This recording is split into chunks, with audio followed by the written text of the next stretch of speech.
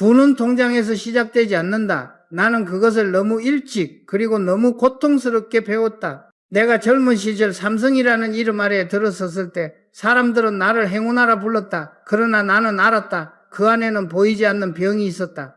겉으로는 화려했지만 속은 낡고 굳어 있었다. 회의실의 공기는 무겁고 사람들의 말은 조심스러웠다. 누구도 문제를 말하지 않았다. 말하지 않으면 안전하다고 믿었다. 하지만 나는 그 침묵이 바로 가난의 시작이라고 느꼈다. 기업이든 개인이든 생각이 멈추는 순간부터 추락은 시작된다. 그날 나는 깨달았다. 부는 돈이 아니라 생각의 구조를 바꾸는 데서 시작된다는 것을. 어느 겨울 창밖에 눈이 내리고 있었다. 공장 굴뚝에서 흰 연기가 피어올랐고 나는 그 연기 속에 묻힌 시간을 바라보았다. 우리는 수출 실적에 들떠 있었지만 제품 하나하나를 뜯어보면 부끄러움이 많았다. 결함이 있었고 완벽하지 않았다. 그러나 누구도 문제를 직시하려 하지 않았다. 괜찮습니다. 지금도 팔리고 있습니다. 그 말 속에 안일함이 숨겨져 있었다. 나는 그때 결심했다. 언젠가 이 회사를 진짜로 바꿔야겠다고. 돈을 버는 조직이 아니라 생각하는 조직으로 만들겠다고. 그 무렵 나는 사람들의 말을 유심히 들었다. 그들의 대화 속에는 이익이라는 단어가 많았지만 혁신이라는 단어는 거의 없었다. 나는 스스로에게 물었다. 우리는 왜 부자가 되려 하는가? 많은 사람은 돈을 벌기 위해 일한다. 하지만 진짜 부자는 생각하기 위해 일한다. 돈은 생각의 부산물일 뿐이다. 사고가 좁으면 돈도 좁아진다. 나는 그때부터 마음속으로 사고의 부자가 되기로 결심했다. 사무실의 불빛 아래 나는 혼자 오래 앉아 있었다. 서류 더미와 통계 자료, 수출 보고서가 쌓여 있었지만 그 숫자 속에서 나는 답을 찾지 못했다. 그때 깨달았다. 숫자는 과거를 말할 뿐 미래를 열지 못한다는 것을. 부자가 되려면 숫자보다 본질을 봐야 했다. 본질이란 무엇인가? 그것은 왜라는 질문이었다. 우리는 왜 이 일을 하는가? 왜 이 제품을 만드는가? 왜 세상에 필요한가? 이 질문이 사라진 순간 조직은 생명을 잃는다. 나는 종종 공장 현장을 돌았다. 기계 소리, 쇳내, 기름 냄새, 그리고 일하는 사람들의 땀 냄새. 그 안에서 나는 진짜 현실을 느꼈다. 숫자는 깨끗하지만 현장은 거칠었다. 그리고 그 거친 현장이야말로 부의 근원이었다. 부자는 현실을 외면하지 않는다. 그 속에 들어가고 손으로 만지고 눈으로 본다. 나는 그때 깨달았다. 사무실에만 앉아있는 경영자는 결국 가난해진다는 것을. 현장을 잊은 사람은 돈의 본질을 모른다. 그 시절 나는 늘 메모를 했다. 수첩에는 이런 문장이 적혀 있었다. 사람은 생각하는 만큼 부유해진다. 그 말은 내게 신념이 되었다. 나는 삼성의 진짜 위기가 돈의 문제가 아니라 생각의 위기라는 것을 알았다. 사람들은 돈을 잃으면 가난해진다고 믿지만 나는 다르게 생각했다. 생각을 잃는 순간 이미 가난해진 것이다. 그래서 나는 회의 때마다 같은 말을 반복했다. 생각하라. 보고서를 복사하지 말고 스스로 결론을 내라. 그 말이 불편한 이들도 많았다. 그러나 나는 알고 있었다. 불편함이 바로 성장의 신호라는 것을. 가난한 사람은 늘 결과를 탓한다. 경기가 나빠서, 운이 없어서, 시장이 좁아서. 그러나 부자는 원인을 찾는다. 왜 이런 결과가 나왔는가? 어디서부터 잘못됐는가? 사고의 방향이 다르다. 그 차이가 결국 인생의 격차가 된다. 나는 그 차이를 누구보다 절실히 느꼈다. 내 주위를 둘러보면 기득권에 안주한 사람들이 많았다. 그러나 나는 안주할 수 없었다. 세상은 이미 변하고 있었고 우리가 멈추는 순간 다른 누군가는 달리고 있었다. 어느 날 밤 나는 회의실 불을 끄고 혼자 앉아 있었다. 유리창 너머로 도시의 불빛이 점점 꺼져갔다. 그 어둠 속에서 문득 이런 생각이 들었다. 이대로 가면 삼성은 사라질 수도 있다. 그것은 과장이 아니었다. 기술은 빠르게 발전하고 있었고 일본의 기업들은 이미 앞서가고 있었다. 그들의 제품은 정밀했고 그들의 태도는 철저했다. 나는 부러움과 분노 사이에서 깊은 깨달음을 얻었다. 부자는 남을 부러워하지 않는다. 대신 자신을 비교한다. 나는 얼마나 부족한가. 그 자각이 변화를 낳는다. 그때부터 나는 생각의 혁명을 시작했다. 아무도 보지 못한 곳에서 아무도 듣지 못한 시간에 나는 스스로와 싸웠다. 과거의 성공은 이제 짐이었다. 그 짐을 버리지 않으면 우리는 한 발짝도 나아갈 수 없었다. 나는 거울 앞에 서서 스스로에게 말했다. 너는 진짜로 변할 준비가 돼 있는가? 그 질문이 내 마음을 찔렀다. 부자의 사고는 남을 바꾸려 하지 않는다. 자신을 먼저 바꾼다. 나는 그날부터 과거의 이건희를 버리기 시작했다. 새벽녘 공장으로 향하는 차 안에서 나는 생각했다. 돈을 버는 일보다 더 어려운 것은 생각을 바꾸는 일이다. 많은 사람이 돈을 벌지만 소수만이 생각을 바꾼다. 그 차이가 세상의 모든 부를 결정한다. 나는 직원들에게 말했다. 우리가 만드는 것은 제품이 아니라 생각이다. 누군가는 이해하지 못했다. 그러나 언젠가 알게 될 것이다. 생각이 부를 만들고 부가회사를 만든다는 것을 부자는 위기를 기회로 보고 가난한 사람은 위기를 두려워한다. 나는 위기를 좋아했다. 그 속에서만 새로운 눈을 뜰 수 있었기 때문이다. 당시 삼성은 안정적이었다. 그러나 나는 그 안정이 오히려 위험하다고 느꼈다. 안정은 변화를 죽인다. 변화가 죽으면 부는 사라진다. 그날 나는 다짐했다. 어떤 희생이 따르더라도 이 회사를 다시 태어나게 하겠다고. 그 다짐은 내 삶의 방향을 완전히 바꿔놓았다. 그리고 그 변화의 첫걸음은 생각의 전환이었다. 돈은 그저 결과다. 생각이 변하면 결과는 따라온다.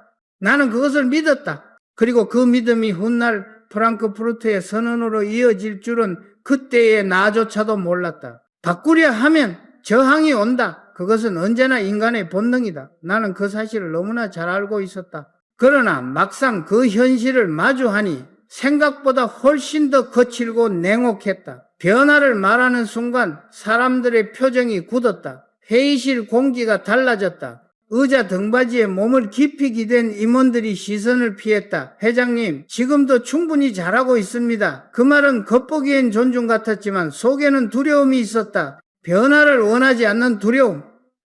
익숙한 세계를 잃을까 두려운 마음. 그때 나는 알았다. 가난은 주머니가 비어서 생기는 게 아니라 마음이 닫혀서 생기는 것이다.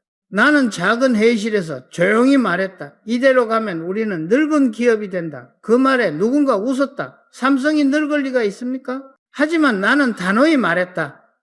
늙는 건 나이 때문이 아니라 생각이 멈췄기 때문이다.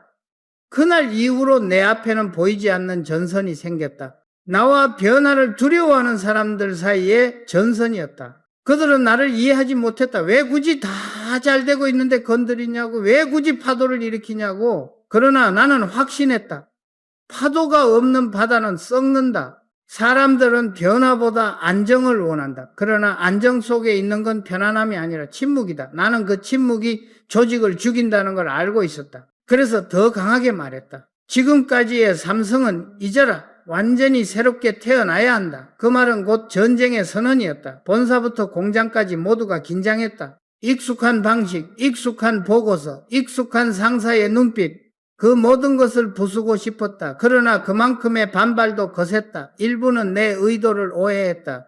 회장이 너무 급하다. 괜히 불안을 조성한다. 나는 그 말들을 들을 때마다 마음속에서 불이 일었다. 급한 게 아니었다. 이미 늦은 것이었다. 나는 해외 출장을 자주 다녔다. 도쿄의 지하철에서, 뉴욕의 공항에서, 파리의 박람회장에서. 나는 그곳에서 한국의 기업인으로서 느껴야 할 수치심을 배웠다. 다른 나라의 제품은 세련되고 그들의 태도는 자부심으로 가득했다.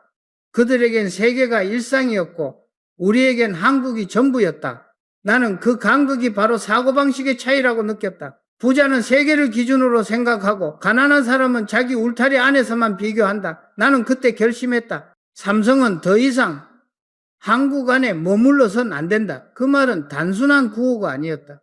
생각의 좌표를 바꾸는 선언이었다. 그러나 본사로 돌아오면 그 결심은 늘 벽에 부딪혔다. 사람들은 내 이야기를 이상적이라 했다. 회장님, 현실적으로 어렵습니다. 그건 선진국 얘기죠. 나는 그 말을 들을 때마다 이렇게 되묻곤 했다. 현실은 누가 만들었나? 현실은 변하지 않는 것이 아니라 바꾸지 않으려는 핑계다. 그 사실을 모르는 사람은 결코 부자가 될 수 없다. 가난한 사람은 늘 현실을 핑계로 꿈을 접는다. 부자는 현실을 부정하지 않고 새롭게 만든다. 나는 그 두 부류의 인간을 똑똑히 봤다. 사무실의 유리창에 비친 내 얼굴은 점점 단단해지고 있었다. 사람들은 고집이 세다고 말했다. 그러나 그것은 고집이 아니라 확신이었다. 나는 나 자신에게도 물었다. 너는 진짜 변화를 감당할 준비가 되어 있나? 변화는 칼날처럼 예리하다. 그 앞에 서면 나조차도 두려웠다. 그러나 나는 알고 있었다. 두려움은 진보의 첫 단계라는 것을. 나는 그 두려움을 껴안기로 했다. 남들이 외면할 때 나는 직면했다. 남들이 안 된다고 말할 때 나는 왜 안 되는가를 물었다. 내가 바꾸고 싶었던 것은 시스템보다 사람의 사고였다. 예전엔 보고서 한 장을 만들 때조차 윗사람의 눈치를 보았다. 나는 그 습관이 가장 큰 적이라고 생각했다. 그래서 어느 날 이렇게 말했다. 생각은 보고서가 아니라 행동에서 시작된다. 그 한마디에 회의실이 조용해졌다. 그들은 눈치를 보았다. 그러나 나는 계속 말했다. 가난한 사고는 허락을 기다리고 부자의 사고는 먼저 움직인다. 인나가 젠토라. 내가 진짜 바꾸고 싶었던 건 바로 그 허락의 문화였다. 한국 사회는 늘 위에서 허락받는 습관이 있었다. 하지만 혁신은 허락받아 할 수 있는 일이 아니다. 스스로 결정하고 스스로 책임지는 용기에서 시작된다. 그 용기가 없는 사람은 결코 부자가 될 수 없다. 나는 그 철학을 임원교육, 사내문화, 심지어 광고 한 줄에도 담았다. 생각하라, 그리고 움직이라. 그 단순한 문장이 결국 삼성을 새롭게 만들었다. 그러나 그 길은 결코 순탄치 않았다. 많은 직원이 떠났고 나를 비판하는 목소리도 커졌다. 언론은 독선적 리더십이라 했다. 나는 그 말에 대꾸하지 않았다. 혁신은 언제나 오해받는다. 부자의 사고는 이해받기 어렵다. 가난한 사고는 다수가 따르고 부자의 사고는 외롭다. 그러나 나는 그 외로움을 견뎠다. 오히려 그 외로움이 나를 단련시켰다. 진짜 리더는 박수를 받지 않는다.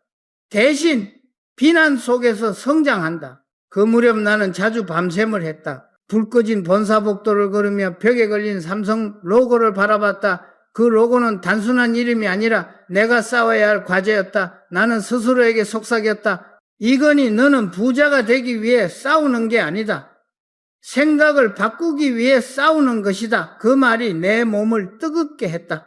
부의 본질은 돈이 아니라 변화의 에너지였다. 변화를 두려워하지 않는 용기, 그것이 진짜 부자의 시작이었다. 그리고 그날 이후 나는 모든 회의의 첫 문장을 바꿨다. 우리의 문제는 밖에 있지 않다. 우리 안에 있다. 그 한 문장이 조직의 공기를 흔들었다. 누군가는 반발했고 누군가는 눈을 떴다. 그러나 중요한 건 움직임이었다. 멈춰있던 조직이 드디어 흔들리기 시작했다. 나는 그 진동이 언젠가 거대한 혁명으로 번질 것을 알고 있었다. 이제 전쟁은 시작이었다. 프랑크푸르트로 향하던 그 비행기 안에서 나는 조용히 눈을 감았다. 그리고 마음속으로 중얼거렸다. 마누라와 자식 빼고 다 바꿔라. 미미캔데, 히스브리드, 애니치. 그 선언은 곧 나 자신에게 내리는 명령이었다. 품질은 돈보다 먼저 오는 부다. 나는 그 진리를 온몸으로 깨달았다. 1993년 독일 프랑크푸르트의 공기는 묘하게 차가웠다. 호텔방 창문을 열자 먼지 섞인 공기 사이로 도시의 불빛이 희미하게 깜빡였다. 나는 그 불빛을 보며 생각했다. 삼성이 살아남으려면 지금의 모든 것을 버려야 한다. 그 결심은 이미 오래전부터 내 안에 쌓여있던 불만의 결정체였다. 그날 회의실에 모인 임원들의 얼굴엔 피로와 긴장이 뒤섞여 있었다. 아무도 먼저 입을 열지 않았다. 나는 침묵을 깨며 말했다. 이제부터의 삼성은 완전히 달라질 것이다. 그리고 천천히 그러나 단호하게 덧붙였다. 마누라와 자식 빼고 다 바꿔라. 그 한 문장은 단순한 구호가 아니었다. 나 자신에게 내리는 선언이었다. 그 순간 방 안의 공기가 달라졌다. 어떤 이는 이해하지 못했다. 어떤 이는 두려워했다. 그러나 나는 알았다. 진짜 부자는 새로운 기준을 세우는 사람이다. 가난한 사람은 남의 기준을 따라가지만 부자는 스스로 기준을 만든다. 나는 그 기준을 품질에 두기로 했다. 돈보다 앞서는 가치, 눈에 보이지 않지만 생명을 불어넣는 힘, 그것이 바로 품질이었다. 그 무렵 나는 공장 한 구석에 버려진 TV를 발견했다. 불량품이었다. 외형은 멀쩡했지만 색감이 흐리고 소리가 거칠었다. 직원들은 그것을 아무렇지 않게 지나쳤다. 그들의 표정엔 이 정도면 충분하다는 생각이 묻어 있었다. 나는 그 순간 피가 끓었다. 이게 우리의 자존심인가? 나는 그 자리에서 지시했다. 이 제품 전부 불태워라. 수천 대의 TV가 불길 속에서 사라졌다. 직원들은 충격에 휩싸였다. 그러나 나는 그 불길 속에서 부활을 보았다. 불량품이 아니라 낡은 사고방식이 타오르고 있었다. 그날 밤 나는 노트에 이렇게 적었다. 품질이 없는 분은 단명한다. 완벽은 생존의 언어다. 그 한 문장은 이후 내 경영 인생의 신조가 되었다. 품질은 단순한 기술의 문제가 아니었다. 그것은 사고의 품격이었다. 가난한 사고는 이 정도면 된다로 만족한다. 부자의 사고는 아직 부족하다로 다시 시작한다. 그 차이가 결국 기업의 운명을 갈랐다. 나는 직원들에게 늘 말했다. 좋은 제품은 마음의 태도에서 나온다. 기술보다 중요한 건 인간의 정성이다. 아무리 훌륭한 설비가 있어도 만드는 사람의 마음이 게으르면 제품은 죽은 것이다. 그래서 나는 교육을 강화했다. 공장 곳곳에 문구를 걸었다. 품질은 인간의 영혼이다. 부끄러움을 모르는 제품은 시장에서 버려진다.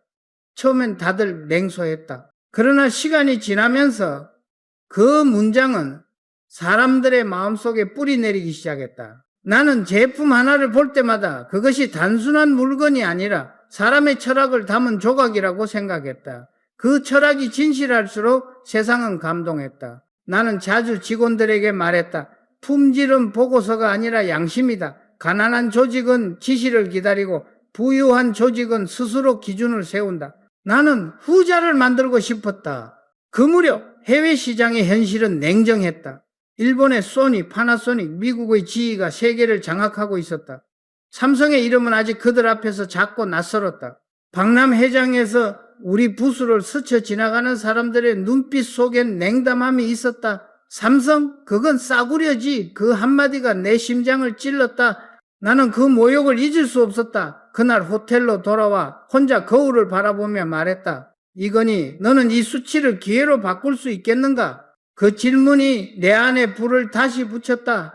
나는 돌아오자마자 품질 회의를 열었다. 보고서 대신 제품을 직접 가져오게 했다. 나는 손으로 만지고 귀로 소리를 들었다. 왜 이 소리가 거칠지? 왜 이 색이 탁한가? 직원들은 말문이 막혔다. 그동안 그들은 숫자로 품질을 보고 있었던 것이다. 그러나 품질은 숫자가 아니라 감각이었다. 나는 그날 이렇게 말했다. 품질은 예술이다. 완벽은 기술이 아니라 감정이다. 그 말에 모두가 고개를 숙였다. 며칠 뒤 나는 반도체 공장을 찾았다.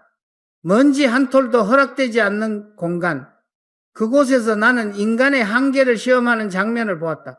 미세한 불량 하나가 수억 원의 손실로 이어졌다. 나는 그 현실 속에서 확신했다. 품질은 생명과 같다. 한순간의 방심이 회사를 무너뜨린다. 부자는 그 긴장을 즐기지만 가난한 사람은 피한다. 나는 그 긴장 속에 살기로 했다. 그것이 나를 깨어있게 만들었다. 삼성의 변화는 느리지만 확실하게 시작됐다. 직원들의 눈빛이 달라졌다. 이건 이제 안 됩니다. 대신 이건 더 좋게 만들 수 있습니다. 라는 말이 나오기 시작했다. 나는 그 한 문장에서 희망을 보았다. 그것은 돈으로 살 수 없는 변화였다. 사고의 품질이 올라가면 제품의 품질은 자연히 따라온다. 그것이 내가 배운 진짜 경영의 법칙이었다. 나는 어느 날 이렇게 말했다. 가난한 회사는 물건을 팔고 부유한 회사는 신뢰를 판다. 사람들은 처음엔 그 뜻을 이해하지 못했다. 그러나 시간이 지나면 깨달았다. 신뢰는 가장 비싼 상품이자 가장 강력한 자산이다. 품질이 곧 신뢰였다. 그리고 신뢰는 불을 낳았다. 부자는 신뢰를 쌓고 가난한 사람은 거래를 쌓는다. 나는 그 둘의 차이를 온몸으로 느꼈다. 이제 삼성은 단순한 제조업체가 아니라 철학을 가진 기업으로 변모하기 시작했다. 우리는 더 이상 얼마나 팔았는가를 묻지 않았다. 대신 얼마나 나아졌는가를 물었다. 옛 수익보다 중요한 것은 성장의 방향이었다. 나는 직원들에게 말했다. 성공은 속도가 아니라 깊이다. 그 말에 모두가 고개를 들었다. 밤이 깊어갈수록 나는 한 가지 생각에 사로잡혔다. 품질의 혁명은 결국 인간의 혁명이었다. 사람의 마음이 변하지 않으면 제품도 변하지 않는다. 그리고 그 마음의 변화야말로 진짜 부였다. 부자는 늘 더 나은 자신을 만든다. 나는 그 길을 걸었다. 그때는 몰랐다. 이 품질의 집착이 언젠가 삼성을 세계 정상으로 이끌 줄을. 그러나 내 마음 한켠에서는 이미 알고 있었다. 부의 본질은 숫자가 아니라 완벽을 향한 끊임없는 추구라는 것을. 그리고 그 추구는 아직 끝나지 않았다. 왜냐하면 다음 도전은 이미 세계 시장에서 시작되고 있었기 때문이다. 실패는 부자의 교과서다.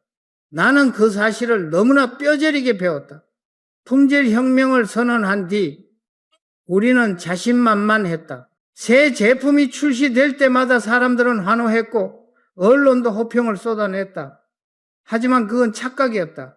해외 시장의 문은 그렇게 쉽게 열리지 않았다. 미국의 대형 매장에서 삼성의 TV는 구석에 놓였고 소비자들은 손끝으로 살짝 만져보고는 바로 일본 제품 쪽으로 발걸음을 돌렸다. 그들의 눈빛은 명확했다. 삼성은 아직 멀었어. 그 차가운 시선이 내 마음을 후벼 팠다. 나는 그날 밤 호텔 방으로 돌아와 불 꺼진 창가에 섰다. 바람이 유리창을 두드렸다. 우리가 놓친 게 무엇인가? 품질을 바꿨는데 왜 마음은 움직이지 않는가? 그때 나는 깨달았다. 부자는 물건을 팔지 않는다. 경험을 판다. 기술보다 중요한 건 감동이었다. 우리는 기술을 쫓았지만 그들은 철학을 팔았다. 나는 그 차이를 인정하기 싫었지만 인정해야 했다.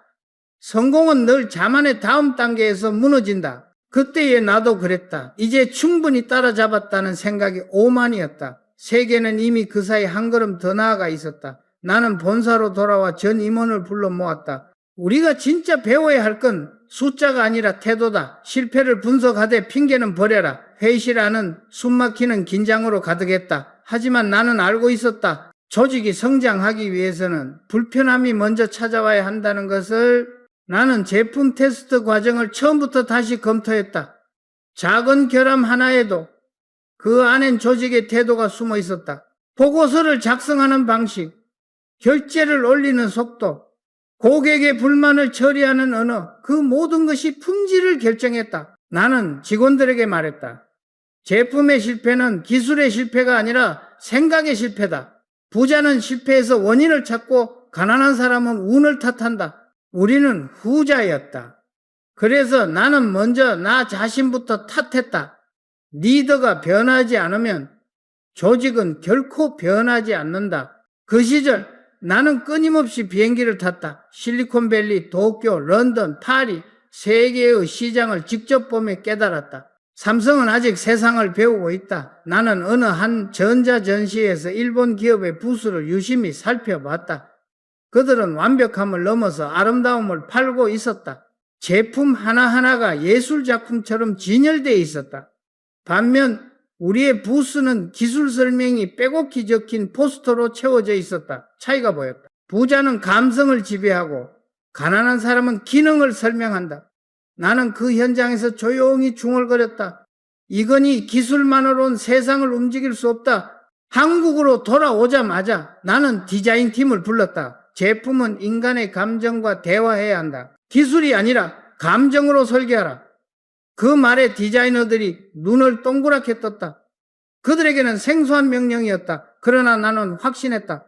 부자는 고객의 마음을 읽고 가난한 사람은 고객의 지갑만 본다. 그 차이가 결국 시장의 방향을 바꾼다. 실패는 계속됐다. 첫 해외 스마트폰 진출은 참담했다. 현지 통신망의 차이, 디자인 감각의 부족, 사용자 경험의 미숙함, 모든 것이 어긋났다. 매출 보고서를 보는 순간 내 손이 떨렸다.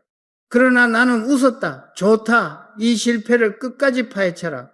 실패는 두려움이 아니라 배움의 지도였다. 그 지도 위에서만 진짜 부가 시작된다. 나는 임원들에게 말했다. 우리가 실패를 숨기면 그건 가난한 방식이다. 실패를 기록하라. 그래야 이긴다. 그날 이후 사내 분위기가 달라졌다. 누군가 실수를 하면은 숨기지 않았다. 대신 분석했다. 왜 이런 오류가 생겼는가? 무엇을 놓쳤는가? 나는 그 문화를 보며 느꼈다. 이제 삼성은 진짜 배울 준비가 되었다. 그 배움이 바로 부의 시작이었다. 그때부터 나는 새로운 철학을 세웠다. 완벽은 실패 위에서만 완성된다. 실패 없는 성공은 모래 위의 성과 같다.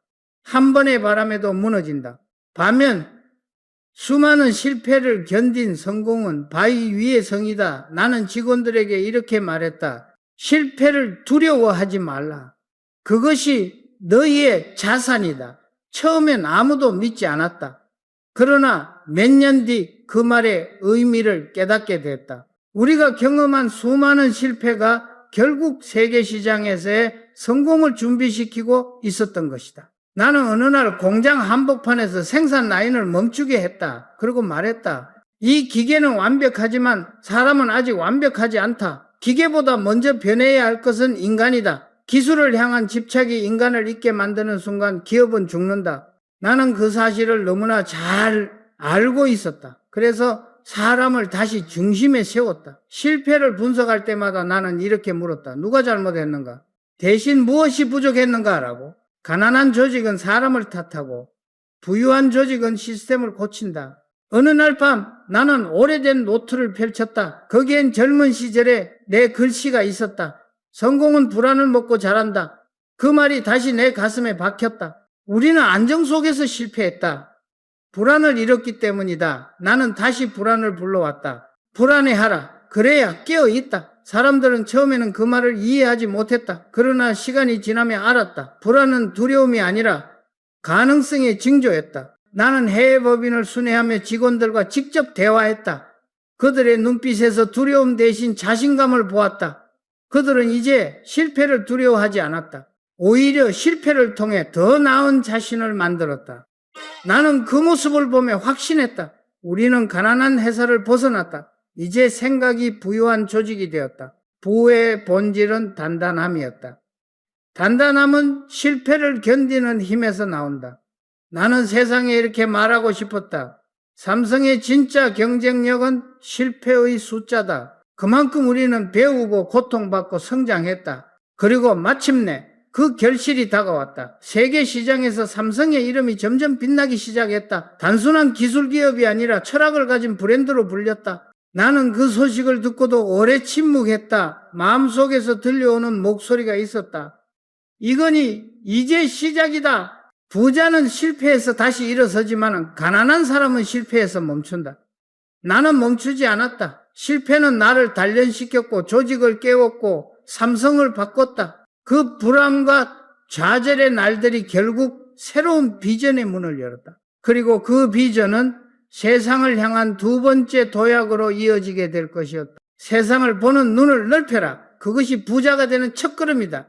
나는 어느 날 비행기 창문 너머로 끝없는 구름의 바다를 바라보며 생각했다. 한국이라는 섬 안에서 싸우던 내 시야가 얼마나 좁았는지를 도쿄, 뉴욕, 파리, 런던 세계의 중심 도시들은 이미 새로운 질서를 만들어가고 있었다. 그 속에서 삼성은 아직 추격자였다. 그 사실을 인정하는 데는 용기가 필요했다. 나는 그 용기를 택했다. 진짜 부자는 자기 한계를 인정하는 사람이다. 인정하지 않는 순간 성장은 멈춘다. 나는 세계의 공기 속에서 배웠다. 도쿄의 지하철에서는 시간의 정확함을, 뉴욕의 거리에서는 경쟁의 냉혹함을, 파리의 카페에서는 디자인의 철학을, 어느 곳에서도 느낄 수 있었던 건 넓은 사고의 품격이었다. 부유한 사회일수록 사람들의 대화가 멀리 있었다. 그들은 다음 세대, 지구 환경, 인간의 감정에 대해 이야기했다. 반면 우리 사회는 눈앞의 매출, 단기 성과, 그리고 이익만을 논했다. 나는 그 차이가 부의 진짜 격차라고 생각했다.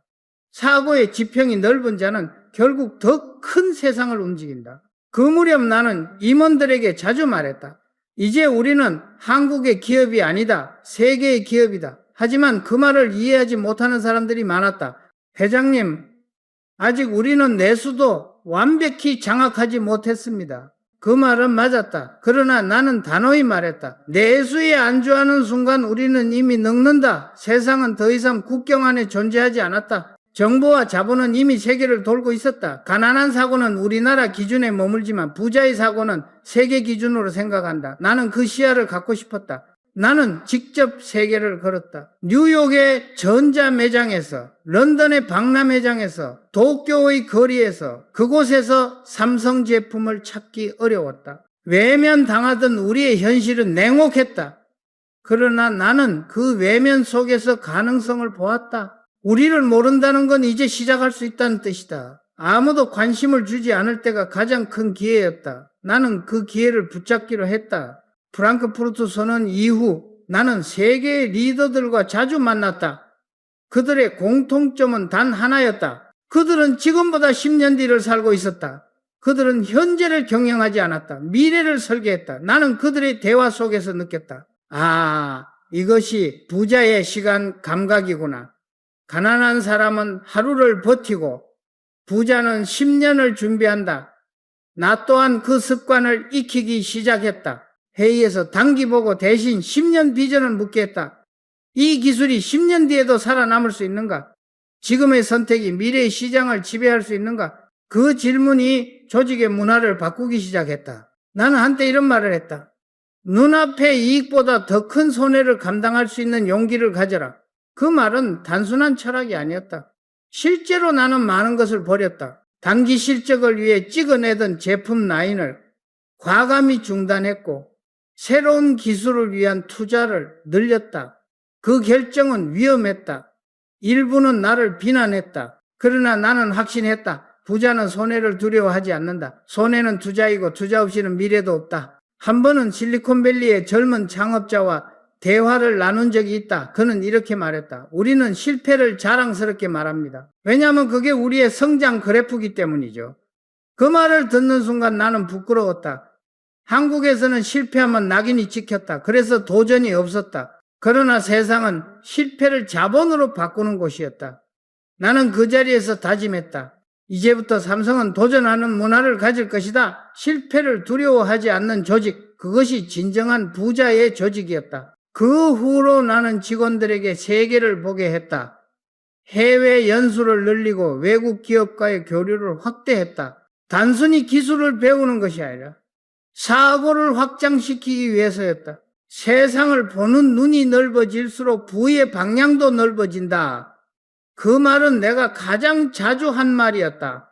사람은 자신이 본 만큼 성장한다. 나는 밤마다 세계 뉴스를 살펴보며 생각했다. 이 변화 속에서 우리는 어디에 서 있는가? 기술의 혁신은 빠르게 흐르고 소비자의 감정은 더 빠르게 변하고 있었다. 가난한 사고는 변화를 두려워하지만 부자의 사고는 변화를 기회로 삼는다. 나는 변화를 두려워하지 않았다. 오히려 그것이 내 심장을 뛰게 했다. 삼성의 로고가 해외 빌딩 전광판에 처음 등장하던 날 나는 눈을 감았다. 그 불빛이 단지 광고가 아니라 하나의 선언처럼 느껴졌다. 우리는 이제 세계 무대에 섰다. 그러나 나는 자만하지 않았다. 부자는 정상에서도 초심을 잃지 않는다. 나는 직원들에게 말했다. 우리가 도달한 이곳은 끝이 아니다. 시작이다. 그때부터 나는 진짜 글로벌 비전을 세웠다. 제품을 파는 기업이 아니라 문화를 제시하는 기업, 세상을 편하게 하는 기술이 아니라 세상을 더 나은 곳으로 만드는 철학. 나는 그것을 인류 중심의 경영이라 불렀다. 그 철학은 단순했다. 기술은 인간을 위해 존재해야 한다. 부자는 이윤보다 의미를 추구한다. 의미를 가진 기업만이 세상을 바꾼다. 시간이 흐르며 삼성의 이름은 점점 넓은 세계로 퍼져나갔다. 유럽의 거리, 미국의 공항, 동남아의 거리에서도 우리의 제품이 보이기 시작했다. 나는 그 장면을 볼 때마다 가슴 깊은 곳에서 묘한 감정을 느꼈다. 자부심과 동시에 책임감이었다. 부는 단지 소유가 아니라 책임이었다. 세상이 우리를 보게 된 이상 이제 우리는 세상에 보여줄 가치를 만들어야 했다. 나는 다시 스스로에게 물었다. 이건희, 너는 어디를 향해 가고 있는가?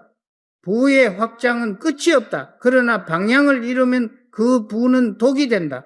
나는 그때 다시 초심을 떠올렸다. 돈이 아니라 생각을 바꾸기 위해 싸웠던 날들을 그 초심이 나를 다시 잡아주었다. 그 밤 비행기 창문 너머로 세계의 불빛이 흘러가고 있었다. 나는 조용히 중얼거렸다. 부자가 된다는 건 세상을 넓게 보는 일이다. 그리고 그 시야 속에서 나는 또 하나의 과제를 발견했다. 돈보다 사람, 기술보다 인간. 다음 혁명의 중심에는 언제나 사람이 있어야 한다는 것을 돈보다 사람이다. 나는 그 말을 내 생애 동안 수없이 되뇌었다. 기술이 회사를 세우지만 사람은 회사를 지탱한다. 돈이 성장을 촉진하지만은 결국 운명을 바꾸는 것은 사람의 마음이다. 나는 그것을 현장에서, 회의실에서, 그리고 위기 속에서 똑똑히 보았다. 한때 나는 최고의 기술, 가장 빠른 성장, 최대의 매출이 회사를 지키는 방패라고 믿었다. 그러나 세상이 가르쳐줬다. 위기 앞에서 진짜 회사를 구하는 건 자본이 아니라 사람의 헌신이라는 것을. 1997년 외환 위기가 닥쳤을 때였다. 한국 경제 전체가 흔들리고 기업들이 줄줄이 무너졌다. 수많은 공장이 멈췄고 거리엔 불안한 침묵이 감돌았다. 나도 두려웠다. 하지만 내 옆에는 포기하지 않는 사람들이 있었다. 그들은 새벽에도 불을 끄지 않았다. 나는 그들을 보며 깨달았다. 이것이 진짜 자산이구나. 기계는 멈췄지만 사람의 의지는 멈추지 않았다. 그 의지가 삼성을 버텨냈다. 나는 직원들에게 자주 말했다. 회사는 기술로 성장하고 사람으로 존재한다. 가난한 회사는 사람을 비용으로 보고 부유한 회사는 사람을 자산으로 본다. 그 차이가 미래를 결정한다. 나는 사람을 돈으로 평가하지 않았다. 그 사람이 가진 생각, 태도, 그리고 실패를 마주하는 자세로 평가했다. 돈을 버는 사람은 많지만 책임을 지는 사람은 드물다. 나는 그 드문 사람을 길러내고 싶었다. 나는 임원교육에서 이렇게 말했다. 사람을 움직이려면 먼저 마음을 이해하라. 명령으로는 기계만 움직인다. 많은 리더가 권위로 통제하려 하지만 나는 다르게 생각했다. 리더십은 지시가 아니라 설득이다. 강한 리더는 명령하지 않는다. 방향을 보여준다. 나는 그 방향을 공감이라 불렀다. 부자는 공감으로 이끌고 가난한 리더는 두려움으로 통제한다. 한 번은 본사 회의에서 한 임원이 말했다. 회장님, 직원들이 요즘 긴장을 풀고 있습니다. 나는 웃으며 대답했다. 좋다. 그들이 두려움이 아니라 자부심으로 움직이게 하라. 두려움으로 움직이는 조직은 오래가지 못한다. 하지만 자부심으로 일하는 조직은 위기에도 웃는다. 나는 그 웃음을 만들고 싶었다. 내가 삼성을 맡은 뒤 나는 조직의 분위기를 바꾸기 위해 직접 움직였다. 사장실의 문을 열어두었고 점심시간엔 현장 근로자들과 밥을 먹었다. 그들은 처음엔 당황했다. 그러나 시간이 지나자 이야기가 많아졌다. 그들의 고민, 그들의 가족 이야기, 그리고 그들이 회사에 바라는 것들. 나는 그 대화 속에서 진짜 현장을 배웠다. 책상 위의 보고서보다 그들의 눈빛이 더 정확한 지표였다. 나는 한 가지 원칙을 세웠다. 사람을 바꾸려 하지 말고 믿게 하라. 신뢰는 사람을 성장시킨다. 가난한 조직은 통제를 강화하고 부유한 조직은 신뢰를 키운다. 나는 통제를 줄이고 자유를 늘렸다. 처음엔 혼란이 있었다. 하지만은 곧 자유는 책임으로 바뀌었다.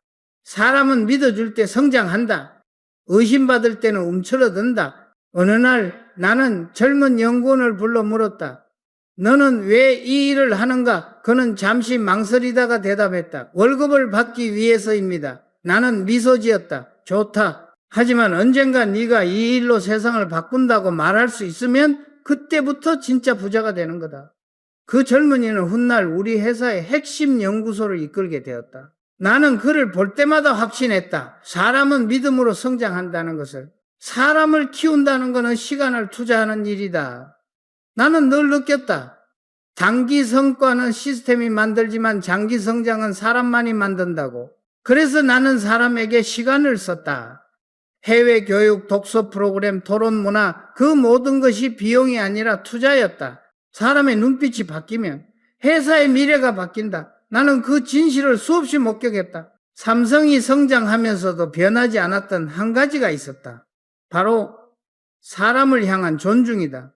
나는 회의 때마다 임원들에게 말했다. 당신이 부하 직원에게 던진 한마디가 회사의 미래를 결정할 수 있다. 가난한 리더는 말을 흘리고 부유한 리더는 말을 남긴다. 말은 에너지다. 사람의 마음을 움직이는 것은 거창한 계획이 아니라 단 한 문장의 힘이다. 나는 사람을 고를 때 학벌을 보지 않았다. 대신 눈빛을 봤다. 어떤 눈은 불안했고 어떤 눈은 살아있었다. 나는 그 살아있는 눈을 좋아했다. 그 눈빛엔 변화의 갈증이 있었다. 그런 사람은 실패해도 다시 일어난다. 돈보다 그 눈빛이 회사를 살린다. 나는 그걸 열정의 증거라 불렀다. 한 번은 이런 일이 있었다. 신입사원 교육 현장에서 한 직원이 물었다. 회장님, 성공의 비결이 무엇입니까? 나는 잠시 생각하다. 이렇게 말했다. 좋은 사람을 곁에 두는 것이다. 그리고 그 사람이 잘하도록 믿는 것이다. 사람은 혼자 성공하지 않는다. 부자는 네트워크를 만들고 가난한 사람은 벽을 만든다. 나는 벽을 허물고 싶었다. 나는 자주 말했다. 사람을 키운다는 건 회사를 키우는 게 아니라 세상을 키우는 일이다. 삼성은 단지 제품을 만드는 곳이 아니라 사람을 만드는 학교가 되어야 했다. 그 철학은 지금도 내 안에 살아있다. 나의 경영 노트에는 이런 문장이 적혀 있었다. 인재는 미래를 창조한다. 그들을 신뢰하라. 나는 그 문장을 쓸 때마다 스스로 다짐했다. 기술은 모방할 수 있지만 사람은 복제할 수 없다. 그래서 나는 사람에게 투자했다. 그것이 부자의 가장 현명한 투자법이었다. 시간이 지나면 나는 깨달았다. 돈으로는 회사를 세울 수 있지만 영혼은 만들 수 없다. 사람은 회사의 영혼이다. 그 영혼이 진실할 때 세상은 감동한다. 그 감동이 곧 부의 순환이었다. 부자는 사람을 남기고 가난한 사람은 물건을 남긴다. 나는 사람을 남기고 싶었다. 내 이름보다, 내 철학보다 내가 믿은 사람들이 다음 세대를 이끌어가길 바랐다. 그것이 내가 남기고 싶은 진짜 유산이었다. 그리고 나는 알았다. 세상을 움직이는 건 돈이 아니라 마음이라는 것을. 그 마음을 가진 사람들이 모였을 때 진짜 기적은 시작된다. 그리고 그 기적은 이제 다음 세대에게로 넘어가고 있었다. 다음 세대에게 전하고 싶은 말이 있다. 세상은 여전히 불공평하고 변화는 점점 더 빠르다. 그러나 그것은 두려워할 일이 아니다. 나는 젊은 시절 늘 불안했다. 세계는 거대했고 삼성은 작았다. 하지만은 그 불안이 나를 일으켰다. 그래서 나는 젊은 이들에게 말하고 싶다. 두려움을 기회로 바꿔라. 불안은 네가 아직 살아있다는 증거다. 지금 세대의 가장 큰 적은 가난이 아니다. 무기력이다. 세상은 불안한 사람에게 기회를 주고 안일한 사람에게는 침묵으로 답한다. 나는 불안 속에서 길을 찾았고 그 길이 결국 부의 시작이었다. 젊은 사람들은 종종 나에게 물었다. 회장님, 어떻게 하면 성공할 수 있습니까? 나는 늘 같은 대답을 했다. 빠르게 가지 마라. 깊게 생각하라. 요즘 세상은 속도를 강요한다. 더 빨리, 더 많이, 더 앞서가라. 그러나 속도가 방향을 대신할 수는 없다. 잘못된 방향으로 빨리 달리면 더 멀리 벗어날 뿐이다. 가난한 사람은 속도를 했고 부자는 방향을 찾는다. 나는 내 인생에서 수없이 느꼈다. 잠시 멈춰 생각하는 용기가 그 어떤 추진력보다 강하다는 것을 나는 젊은 시절을 돌아보며 후회되는 게 하나 있다면 그것은 생각보다 빨리 답을 내리려 했던 순간들이다. 세상은 단순하지 않다. 성공의 공식도 부의 비밀도 존재하지 않는다. 다만 어떻게 생각하느냐가 모든 걸 바꾼다. 생각의 깊이가 곧 삶의 깊이다. 나는 그것을 너무 늦게 깨달았다. 그래서 지금 젊은 세대에게 말하고 싶다. 생각을 멈추지 마라. 세상은 말하는 자가 아니라 생각하는 자의 것이다. 나는 한때 이런 말을 했다. 남들이 보는 것을 보되 다르게 생각하라. 그 말의 의미는 단순하지 않다. 세상은 모두가 같은 정보를 가지고 있다. 그러나 그 정보를 해석하는 눈은 다르다. 부자는 본질을 보고 가난한 사람은 현상을 본다. 부자는 가능성을 보고 가난한 사람은 위험을 본다. 그 차이가 결국 결과를 갈라놓는다. 그래서 나는 젊은이들에게 묻고 싶다. 너는 지금 무엇을 두려워하나? 무엇을 보고 있나? 그 답이 곧 네가 어떤 인생을 살게 될지를 결정한다. 내가 살아온 시대는 가난이 일상이었다. 그러나 그 가난 속에서도 나는 꿈을 꾸었다. 그리고 깨달았다. 꿈은 가진 사람의 것이 아니라 간절한 사람의 것이다. 요즘 젊은 세대는 꿈을 꾸기보다 안전을 택한다. 하지만 안전은 결코 성공을 낳지 않는다. 안전한 길은 편안하지만 그 길의 끝엔 아무것도 없다. 나는 불안한 길을 택했다. 그리고 그 길 끝에서 세상을 만났다. 젊은이들이여, 위험을 두려워하지 마라. 세상은 위험 속에서만 기회를 준다. 나는 후배들에게 종종 이런 말을 했다. 돈을 쫓지 말고 의미를 쫓아라. 의미가 있는 곳에 돈이 따라온다. 돈은 도구일 뿐이다. 그것을 목표로 삼으면 언젠가 방향을 잃는다. 나는 사업의 시작부터 돈보다 의미를 선택했다.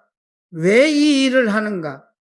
왜 이 제품이 세상에 필요한가? 그 질문을 놓치지 않았다. 젊은 세대가 그 질문을 잊는다면 그들의 성공은 오래가지 못할 것이다. 부의 본질은 숫자가 아니다. 태도다. 돈을 대하는 태도, 사람을 대하는 태도, 실패를 대하는 태도. 태도가 삶의 품격을 만든다. 나는 실패할 때마다 스스로에게 물었다. 이번 실패에서 나는 무엇을 배웠는가? 가난한 사람은 실패를 두려워하고 부자는 실패를 기록한다. 기록된 실패는 지혜가 되고 지혜는 부를 만든다. 젊은 세대에게 나는 말하고 싶다. 실패를 모으는 사람이 결국 성공한다. 요즘 세상은 너무 많은 비교 속에 산다.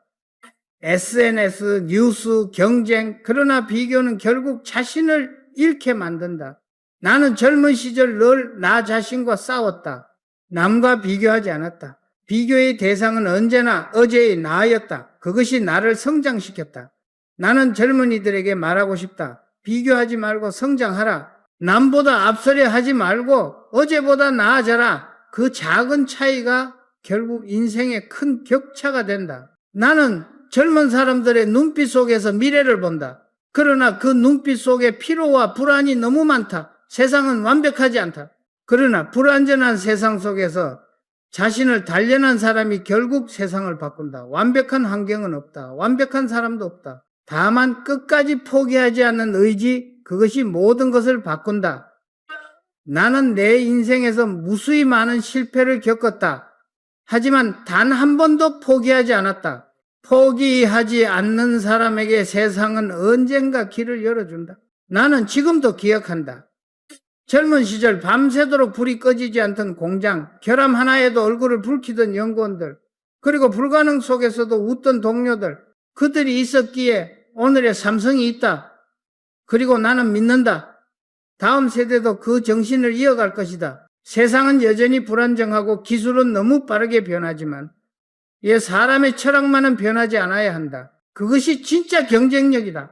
나는 마지막으로 젊은 세대에게 이렇게 말하고 싶다. 너희가 부자가 되기를 바란다. 그러나 돈이 많은 부자가 아니라 생각이 부유한 부자가 되기를. 돈은 사라질 수 있지만 사고의 품격은 사라지지 않는다. 깊이 생각하고 넓게 바라보며 사람을 사랑하라. 그것이 진짜 부의 공식이다. 그리고 기억하라. 세상은 네가 가진 스펙이나 배경이 아니라 네가 가진 철학으로 평가한다. 철학이 있는 사람은 넘어져도 다시 일어난다. 철학이 없는 사람은 성공해도 흔들린다. 나는 내 인생을 통해 그것을 배웠다. 언젠가 내가 세상을 떠나도 이 말을 남기고 싶다. 부는 물려줄 수 없지만 철학은 전할 수 있다. 그 철학이 다음 세대의 등불이 되길 바란다. 그리고 그 등불을 들고 앞으로 나아가는 그들이 나보다 더 큰 세상을 만들어가길 진심으로 바란다. 그것이 내가 다음 세대에게 남기고 싶은 마지막 유산이다. 부의 본질은 자유다. 나는 평생 돈을 다뤘지만 어느 순간 깨달았다. 돈은 인간을 자유롭게 만들기도 하지만 동시에 가장 잔혹한 족쇄가 되기도 한다는 것을. 젊은 시절 나는 돈을 벌기 위해 일했다. 그러나 시간이 지나면서 알게 되었다. 진짜 부자는 돈을 벌기 위해 일하지 않는다. 자신이 믿는 가치를 실현하기 위해 일한다. 그리고 그 믿음이 세상과 맞닿을 때 돈은 자연히 따라온다. 돈을 쫓는 사람은 결국 돈의 노예가 되지만 생각을 쫓는 사람은 돈을 다스린다. 나는 그 경계선을 넘는데 평생이 걸렸다. 나는 어느 날 혼자 사무실에 앉아 서류 더미를 바라보았다. 숫자는 가득했지만 마음은 허전했다. 매출, 점유율, 이익률 모든 지표가 올랐지만 나는 이상하게 공허했다. 그때 나는 생각했다. 성공이란 무엇인가? 이 숫자들이 나를 자유롭게 만들었는가? 아니다. 오히려 나는 숫자에 매여 있었다. 세상은 나를 성공한 사람이라 불렀지만 나는 자유롭지 않았다. 그날 나는 조용히 다짐했다. 이제부터는 돈이 아니라 자유를 위해 일하겠다. 그 다짐이 내 인생의 마지막 철학이 되었다. 부의 본질은 소유가 아니라 선택이다. 돈이 많아도 선택하지 못하는 사람은 가난하다. 반대로 돈이 적어도 자기 뜻대로 결정할 수 있다면 그 사람은 이미 부자다. 나는 그 진리를 늦게 배웠다. 젊은 시절에는 모든 것을 소유해야 한다고 생각했다. 더 큰 회사, 더 많은 시장, 더 빠른 성장을. 그러나 나이가 들수록 깨달았다. 버릴 수 있는 용기야말로 진짜 부자의 조건이었다. 버리지 못하는 사람은 결국 짐에 눌려 쓰러진다. 나는 내 인생 후반부에서 하나씩 내려놓았다. 권력, 자존심, 욕심, 그리고 그제야 비로소 자유로워졌다. 나는 자주 스스로에게 물었다. 이거니 네가 이룬 부가 정말 너를 행복하게 만들었는가? 대답은 늘 같았다. 아니, 나를 성장시켰다. 행복은 순간이지만 성장은 영원하다. 부자는 행복을 쫓지 않는다. 성장의 길 위에서 행복을 만든다. 나는 그 길을 걸었다. 부의 진정한 목적은 풍요로운 삶이 아니라 풍요로운 마음이었다. 마음이 가난하면 아무리 돈이 많아도 인생은 공허하다. 마음이 부유하면 아무리 가진 게 없어도 세상은 넓어진다. 세상을 떠날 날이 가까워질수록 나는 자주 과거를 돌아봤다. 처음 사업을 시작하던 날의 두려움, 프랑크푸르트 선언의 열기, 실패의 쓰라림, 그리고 성공의 눈부심, 그 모든 순간이 내게 하나의 진리를 가르쳐 주었다. 돈은 인생의 목적이 아니라 도구다. 그 도구를 어떻게 쓰느냐가 그 사람의 품격을 결정한다. 돈을 자신만을 위해 쓰면 그것은 벽이 되고 세상을 위해 쓰면 다리가 된다. 나는 벽을 세우기보다 다리를 놓고 싶었다. 그래서 나는 늘 사회에 돌려주는 일을 고민했다. 기업의 존재 이유는 단지 이윤이 아니라 사회적 책임이다. 나는 그 책임을 무겁게 느꼈다. 성공은 개인의 것이 아니라 시대가 허락한 것이다. 시대가 만들어준 기회를 받은 사람이라면 그 기회를 다시 돌려줘야 한다. 나는 그것을 부의 순환이라 불렀다. 부자가 되었다면 이제 세상을 풍요롭게 할 차례다. 그것이 진정한 부의 완성이다. 나는 직원들에게 자주 말했다. 돈을 쓰는 법을 배워라. 그것이 부자의 마지막 공부다. 돈은 모을 땐 냉철해야 하지만 쓸 땐 따뜻해야 한다. 따뜻하게 쓰지 못한 부는 결국 냉혹한 결과를 낳는다. 나는 그 사실을 수없이 목격했다. 돈이 사람을 바꾸는 것이 아니라 그 사람의 본질을 드러낸다. 그래서 나는 부자가 될수록 더 겸손하려 노력했다. 부는 힘이다. 그 힘을 어떻게 쓰느냐가 인간의 진가를 드러낸다. 삶의 마지막 시기, 나는 종종 이런 말을 했다. 나는 아직도 배운다. 부자는 배움을 멈추지 않는다. 가난한 사람은 배운 것을 자산이라 여기지만 부자는 배우는 행위 자체를 자산이라 여긴다. 세상은 늘 변한다. 배우지 않는 순간 부자는 가난해진다. 그래서 나는 끝까지 책을 읽고 사람을 만나고 스스로를 의심했다. 의심은 나약함이 아니라 성장의 시작이었다. 내가 이 세상을 떠난 뒤에도 사람들은 삼성이라는 이름을 기억할 것이다. 그러나 나는 그것보다 더 큰 바람이 있다. 사람들이 나를 떠올릴 때 그는 돈보다 생각을 더 믿은 사람이었다라고 말하기를 바란다. 그것이면 충분하다. 돈은 시대와 함께 사라지지만 철학은 남는다. 철학이 있는 기업, 철학이 있는 인간만이 세월을 넘어 존재한다. 나는 내 인생을 통해 깨달았다. 부는 끝이 아니라 과정이다. 사람은 부를 쫓지만 결국 깨닫는다. 진짜 부는 바깥이 아니라 안에 있다는 것을 평생 나는 바깥의 세상을 바꾸려 했지만 마지막엔 내 안의 세상을 바꾸는 일이 더 어렵다는 걸 알았다. 스스로의 한계를 인정하고 욕심을 다스리고 타인을 이해하는 것, 그것이야말로 부의 최고 형태였다. 나는 이제 젊은 세대에게 바통을 넘기려 한다. 세상은 여전히 복잡하고 기술은 더욱 빠르게 변하지만 인간의 본질은 같다. 돈은 세상을 바꾸지 않는다. 사람이 바꾼다. 생각이 바꾼다. 나는 그것을 믿는다. 언젠가 누군가 내 묘비 앞에 서서 묻는다면 이렇게 말하고 싶다. 나는 부자가 아니었다. 다만 생각이 부유했던 사람이다. 그 생각이 사람을 키우고 회사를 세우고 세상을 바꿨다면 그것으로 족하다. 그리고 마지막으로 이 말을 남기고 싶다. 진짜 부자는 돈을 남기지 않는다. 길을 남긴다. 그 길을 따라 또 다른 누군가가 나아가고 새로운 세상을 만들어가기를 바란다. 그것이 내가 평생 추구한 부의 완성이며 내가 마지막으로 세상에 남기고 싶은 메시지다.